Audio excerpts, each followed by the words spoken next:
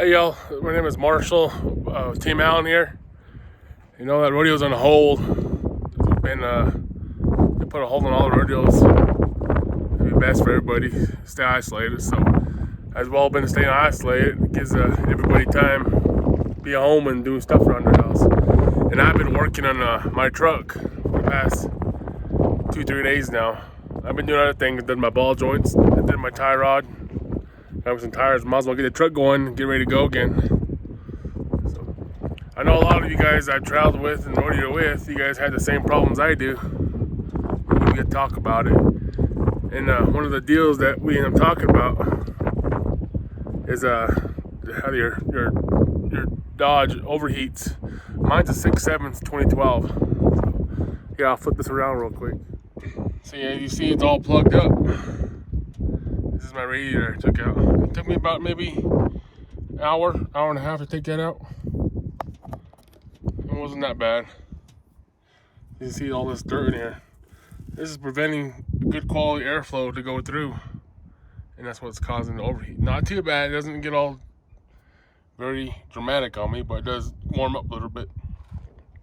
So, mainly the reason why I'm taking that out is because, as you can see, a lot of engine oil leak on their thing. All that leak is caused by my front main seal here. That's what's out on this truck. It's leaking pretty good. It's dripping, so I was always adding oil. It's been going on for a few months now. That seal went out. What I've read and learned is it's caused by, because this truck, in this fourth gen Cummins, there's a crankcase filter in here. So it filters the engine oil. It's a filter in there. So it's kind of like the tree hugger deal there.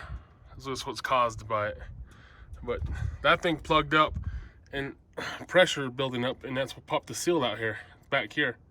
So what I'm gonna do now is remove this, move the power steering pump out of the way. I bypassed this crankcase filter, as you can see here. Now there's a breather there. Now the breather's good without having that filter in there. It's a good thing to delete. CVF filter, I think it was called. But I deleted that. So now I gotta take all these, like I was saying, take all those things out and get it going. So this is what I'm doing, busy. I'm off for about a week. Then I'll go back to work. If you have any questions, you guys hit me up. No, I'm not the only one with this kind of problems on their vehicles. So, have a good day. As I was working on this thing, there's a seal I was telling you. It's in here. But my parts didn't show up. Well, my seal showed up, but not the, there's a special tool you need to slide it on there. And since I'm waiting for those parts, yesterday my injectors showed up. So there they are. I put the valve covers off and everything. Came ready to open them up. That's the injector there. Underneath there. That's what I'm placing. These are inlet exhaust valves. See, on top, dead center. So, we're changing all 6 injectors out today. Hope you guys are doing good. Stay safe there. Here's another video of what Travis is up to. TJ, he's up there in Colorado Springs, like I was telling y'all. He's doing his own deal too. And we got Josh on there, so. Well, you guys have a good day. Stay safe. What's going on, guys? Marshall decided we should do another video since a lot of our races been canceled because of this COVID-19. And we just thought it'd be a good idea to let you guys know what we've been up to besides always rodeoing. I've been doing a couple of things. I actually came up here to Colorado Springs to work with a good buddy of ours named Josh Layer. He has his own hardwood business, and he does a lot of hardwood floors. It's called Hardwood Cowboy. So whenever he has jobs and needs an extra hand, I help him out. But other than that, we've been learning how to sew. Day 2 for us on learning how to do leather crafting, and I thought it'd be cool to talk to you guys about our equipment we use for wild horse racing. So I'll talk about my halter, what I use, and the shank ropes, and then I'll record Josh talking about his saddle. So First of all, the halter we use, just like a regular bronc halter, or what stock contractors use.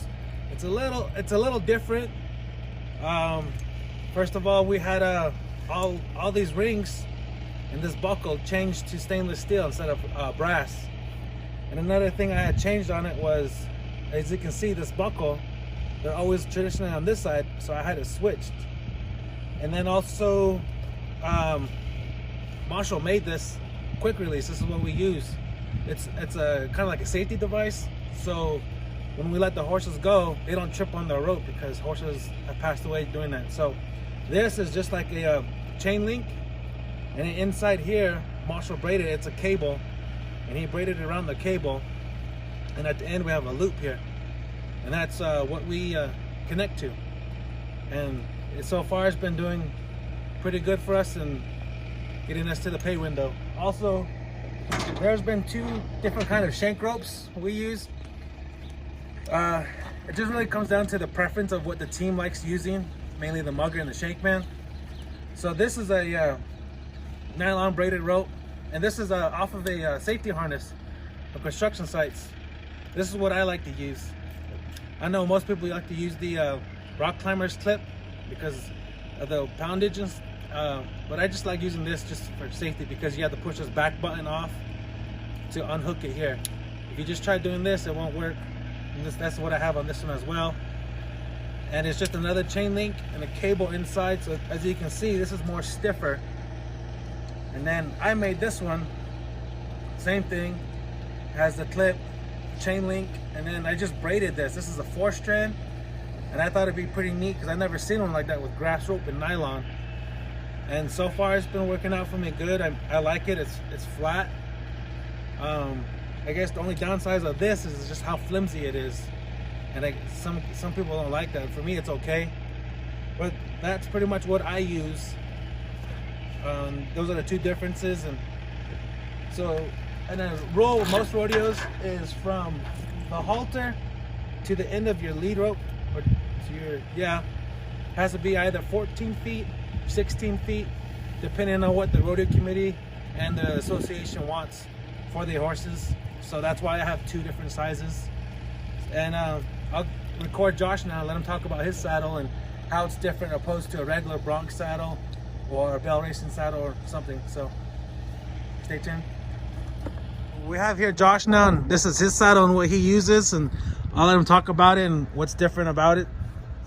Welcome to the 2020 epidemic of sitting on your butt doing nothing. So we're going to go over this saddle. The difference between a riding saddle or a rodeo saddle as opposed to a wild horse race.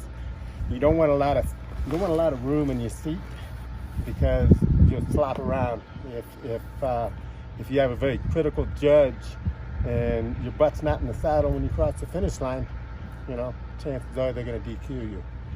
That's the whole other reason why we have this handle in the back as well. You're pulling tight, so there's not a lot of air between your butt and that seat. Also, if the saddle shifts to the side, you don't have to worry about trying to hang on with just the front, because then you're going to be totally out of the saddle trying to stay on anyways. This is where you connect your latigo, and what we've done here is, when a normal saddle has 2 cinches, so you have a back cinch and you have a front cinch. When you have a front cinch, it comes about right here. So we move it back, so it's more of a centerfire girth that goes when you connect it, because if you're up front and the horse hits the brakes, you're going to do this. But if it's in the middle, chances are it's just going to sit right in the middle where you want it to be. So a lot of times you guys will attach where the latigo is going to go. The metal structure will be just attached to the tree. On the inside, you can see we connected all the way across.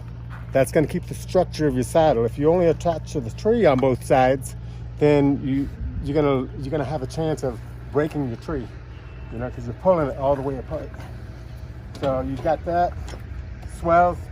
It's nice to have some swells. Some people don't. Some people put bucking rows on top of it.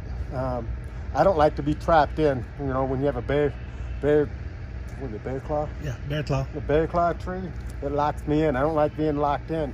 Because when you're locked in, if there's something goes wrong, you're stuck there. You know, it's really hard to get out. Not to mention dismount's a lot harder too.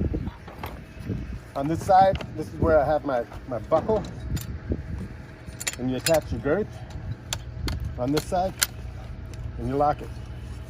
In my particular saddle, I have 2 hinges, one here and one here. This eliminates a lot of the slack. If you have one hinge, chances are when you drop it, it bounces off the horse's belly. When you have 2 cinches, it drops and it stays. It doesn't bounce off. So it's just an added thing that helps out when you're saddling, because it's a timed event. You're trying to get it done as fast as you possibly can. That's about all I got on the saddle. How long have you had the saddle? This particular design I've had since 1997. This is actually my 3rd tree that I've had to use. Because what happens is, because it has this hard horn, if the saddle rolls, and it's like this, and they run the horse into the stripping chute, it hits the stripping chute and rips the saddle backwards and breaks the tree. So that's the downfall of having a hard handle. The upside of having a hard handle, you have something to push and pull against, as opposed to a soft handle, which actually eats your hand and you miss a lot of skin and stuff. But other than that, it works great. Okay. Then we'll show you guys later on what we've been doing with the leather work as well. And there's my white boots, if you guys are wondering. All right, so this is another thing we started trying to get into is leather working. So we got all this stuff right here online. Josh had this book from many moons ago because his mom used to do a lot of leather working back in the day, he says.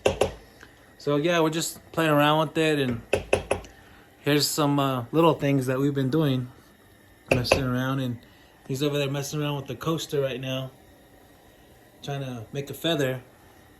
But yeah, so we've just been trying to stay busy. Just killing time, baby. Yeah. We ain't got nothing but time. Yeah, because our rodeo season pretty much canceled out until June, and we're just waiting to hear from other rodeos and see if they're still going to have it. So it's just a waiting game now for them to finally clear and give us our rodeos back so we can make some money. So, well, I'm sending these videos off to Marshall, and he'll tell you what he's been up to, busy killing time and working. So thank you guys for watching, and stay safe out there.